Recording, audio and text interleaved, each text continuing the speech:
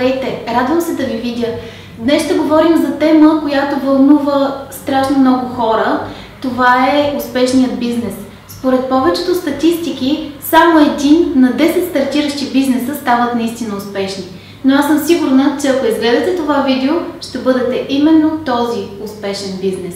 Нека заедно забъркаме тайните съставки на успеха. Ако сте решили да развивате бизнеса си онлайн, то повече от въздуха дори ви е необходим сайт. И то не какъв да е сайт, а успешен сайт. Повечето хора ще си зададат въпроса: как да направя сайта си успешен? Какво имате предвид под това да бъде успешен един сайт? Успешният сайт, това е сайта, който може да продава. Добре дошли в нашата класна стая на успеха. Днес ще се пообучаваме как да стане нашият стартиращ бизнес наистина успешен. Основното и най-важното е да изберете ценен продукт. Какво имам предвид под това? Имам предвид да изберете това, което най-много би заинтригувало вашия клиент и едновременно с това имате най-малка конкуренция.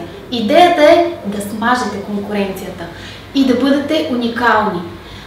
Също така трябва да предлагате продукти, от които разбирате, за да бъдете възможно най-вещ в занаята.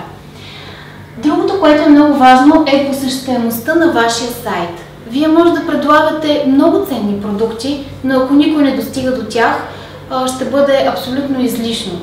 Затова трябва вашият сайт да бъде много добре посещаван. За да предизвикате добра посещаемост на вашия сайт, трябва да предлагате ценна за клиента информация. Ценна информация за продукта, за неща, които са обвързани с него, било то под формата на статии или описание на самия продукт. Това е изключително важно за всеки един потребител, който желае да закупи дадена стока. И не на последно място, даже бих казала основното и най-важното е да имате силна реклама, за да може да покажете този уникален продукт, да получите тази добра посещаемост на сайта и да разкриете цялата ценна информация, която притежавате като собственик на даден бизнес, трябва вие да го рекламирате. Това е основно и много важно. Как да го рекламирате, ще ви разкажа в следващия епизод. Открехнахме леко вратата към успеха. В следващото видео обаче се подгответе да плуваме в дълбоките води на дигиталната реклама. Ако представлява за вас интерес, ще се радвам да ме гледате и да дадете един лайк.